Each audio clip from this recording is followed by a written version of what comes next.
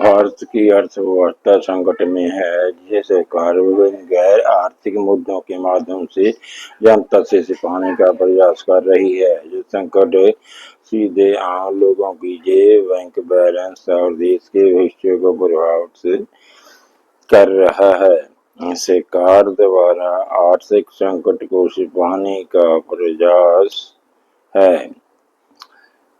सरकार अर्थव्यवस्था की बिगड़ती स्थिति को विभिन्न मुद्दों जैसे जोग, राम बंदर के बहाने छिपा रही है।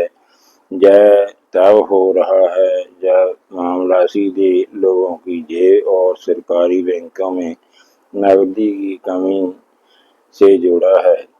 संसदीय समिति की चिंता और आपातकालीन रिपोर्ट की तैयारी। पहली बार एक संसदीय स्थायी समिति ने देश के बिगड़ते आर्थिक हालात पर चिंता व्यक्त की है।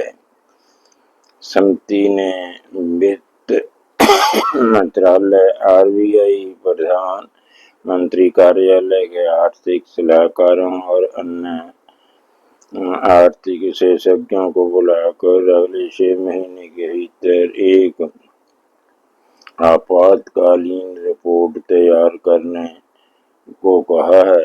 इस रिपोर्ट का उद्देश्य संभावित संकट का सामना करने के लिए एक खाका और समाधान प्रस्तुत करना है। अर्थव्यवस्था की डामाडोल स्थिति के संकेत इस तरह हैं कि आर्थिक स्थिरता अर्थव्यवस्था डामाडोल है, बैंक खस्ताहाल हैं और विदेशी निवेशक बड़ी संख्या में पैसा निकाल रहे हैं। वित्त मंत्रालय, आरबीआई और आईटी मंत्री आर्थिक मोर्चों पर सवालों पर खामोश हैं। आईटी सेक्टर से विदेशी कमाई में 72% की गिरावट आई है। महंगाई दर बढ़ रही है, जीडीपी नीचे जा रही है और अंतर्राष्ट्रीय रेटिंग एजेंसियां तथा आईएमएफ भी इसकी पुष्टि कर रहे हैं। कंपनियों की कमाई और शेयर बाजार के माध्यम से बढ़ने वाली संपत्ति में कटौती हुई है। अंतर्राष्ट्रीय बैंक भारतीय कॉर्पोरेट्स को ऋण देने से कतरा रहे हैं और विदेशी निवेशक भारत छोड़ रहे हैं। ट्रिपल एफ संकट के बारे में वित्त मंत्री का मानना है कि triple F for exchange diesel संकट को स्वीकार किया है, जो देश के खजाने पर भारी दबाव डाल रहा है। बढ़ता व्यापार घाटा। भारत का व्यापार घाटा 333 अरब डॉलर तक पहुंच गया है।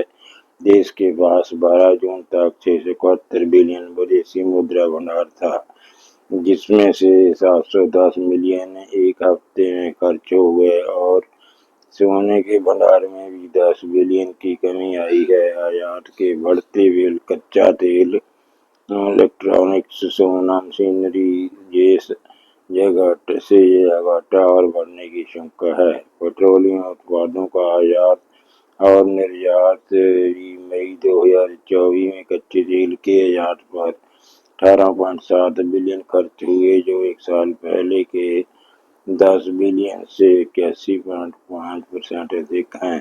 भारत की तेल 90%, एलएनजी 50% और एलपीजी 60% की जरूरतें आयात पर अत्यधिक निर्भर हैं। पेट्रोलियम उत्पादों के निर्यात में भी 33.9% की कमी आई है और निर्यात पर विशेष अतिरिक्त उत्पाद शुल्क लगाया गया है। बैंकों की स्थिति ऐसी है कि बैंक व्यावसायिक घरानों को कर्ज देने में असमर्थ हैं। दिवालियेपन के लिए IBC, insolvency and bankruptcy court के दरवाजे पर मझोले और बड़े व्यवसायी बढ़ रहे हैं। रोजगार और ऋण रोजगार संकट भयावह है। शिक्षा ऋण में 45% की वृद्धि हुई है, जो शिक्षा प्रणाली में दूरदर्शिता की कमी को दर्शाता है। सब्सिडी का बोझ, 5 किलो अनाज बांटने और उर्वरक सब्सिडी पर भारी खर्च उर्वरक सब्सिडी 1.7 लाख करोड़ से बढ़कर संभवतः 4 लाख करोड़ तक पहुंच सकती है। सरकार के खजाने पर बोझ डाला जा रहा है।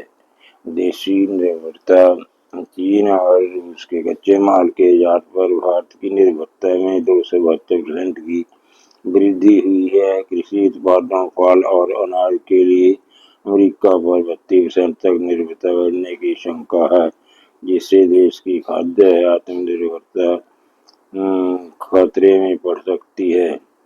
धनवानों का पलायन मार्च मई के बाद बाहर छोड़कर बाहर जाने वाले अरबपतियों की संख्या पिछले किसी भी 3 महीनों की तुलना में अधिक हो गई है। सरकार का ध्यान भटकाने की रणनीति है। सरकार मुख्यधारा के मीडिया को निर्देश दे रही है कि आर्थिक पहलुओं पर कोई सवाल न पूछें और न ही कोई रिपोर्ट फाइल करें। इसकी बजाय मीडिया को युद्ध मंत्र के विवादित बजट जो के माध्यम से स्वास्थ्य लाभ और 5 किलो अनाज की जरूरत से मुक्ति जैसे मुद्दों पर ध्यान केंद्रित करने को कहा जा रहा है, ताकि जनता की भावनाएं प्रभावित हों और आर्थिक मुद्दों से ध्यान भटके। निष्कर्ष यह निकलता है कि देश की परिस्थितियां केवल नाजुक नहीं हैं, बल्कि उससे अधिक गंभीर हैं। बुरे दिनों की आहट व्यापक और कठोर तरीके से आम जन को प्रभावित करने वाली है, और सरकार कब तक इन वास्तविकताओं को अलग अलग मुद्दों के सहारे छिपा पाएगी, यह एक बड़ा सवाल है। यदि स्थिति में सुधार नहीं होता है तो देश छोड़ने का विकल्प उन लोगों के लिए खुला रहेगा जो यहाँ की परिस्थितियों से संतुष्ट नहीं हैं। Thank you so much.